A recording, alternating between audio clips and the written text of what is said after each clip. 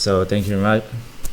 So what's up guys, Steven Dux here. Today we're going to talk about Solo and Skies. Those two tickers that happened for the last week, and it's been running for 1 or 2 days, and it's probably the hottest ticker in in February. Let's do a quick recap about those two tickers, and today I'm going to explain some of the little details about the first green day and how to really trade them and how to really avoid the consolidation breakout and later support. And those are really crucial to short sellers, and you can also really manipulate them into a buying strategy or long strategies. So make sure to pay a little bit attention. So as you can see on SKYS, and you can see there's a little bit push in the pre-market. So when you see there's no volume in the pre-market, you can't really judge or to do or volume estimate through the entire day. So you can't really predict the entire day volume. But with these late day spikes, typically when stock pulls back and start breaking out and broke out the pre-market high, the pre-market high becomes the support. Now when it breaks out, a lot of people like to short into spikes, especially when the stock do this curve spikes. It's really hard for the parabolic to come back down.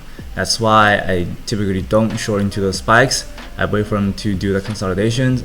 Now those are the typical first green day pattern that happens the most, and they pulls back, break out, and consolidate for the entire day and crack a little bit after 2:30. When they crack a little bit at 2:30, you can never tell if they're gonna gap down or gap up in the second day because it's about 50-50.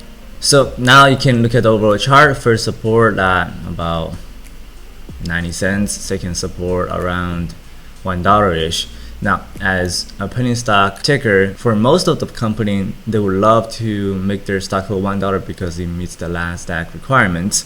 I would say insiders are trying to hold the stock over 1. Now, those are the key crucial areas. And you can see on the chart, there's 2 layers of support right around 1 at 80 cents, 1 at 1. For the stock to crack $1 will be a little bit difficult. So if you are shorting overnight and holding, Monday market doesn't open, so you're holding to Tuesday, it will be a bad risk reward. There's a support around 1. When it cracks, you don't know if it's going to gap up or gap down. If the ticker gets more volume than the first green day, let's say it gets about 15 million volume on the second day and start breaking out this 150 area, you will be a potential long than short. Definitely for me. That's for SKYS. Now Solo, this ticker was spiking based around 50 million market cap. So when the stock is around 150, 200, 300 million market cap, it's really difficult for them to come back down. And it's also really difficult for them to drop really quickly.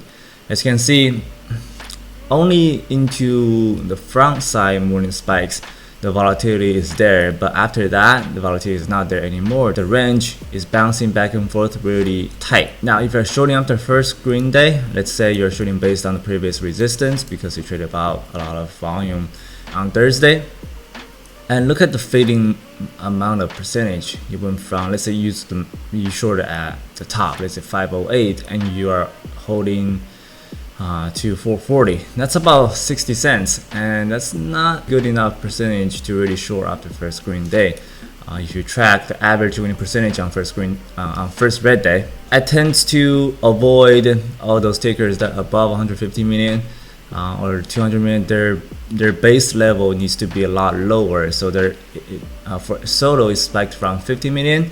And I'm looking more around like 20 million ish that spike massively on a lower float. So when it's lower float, lower cap, when it spike to that high, to the 150 million cap, they drop typically really quick. And for Solo, that's the difference between all those cap stocks. The higher the market cap is, the lower the volatility and the tighter range they will create on the current day. Not much going on in February. Hope you guys have great trading. I think I'm around 300,000 in January and February. After end of February, I will post my account statements.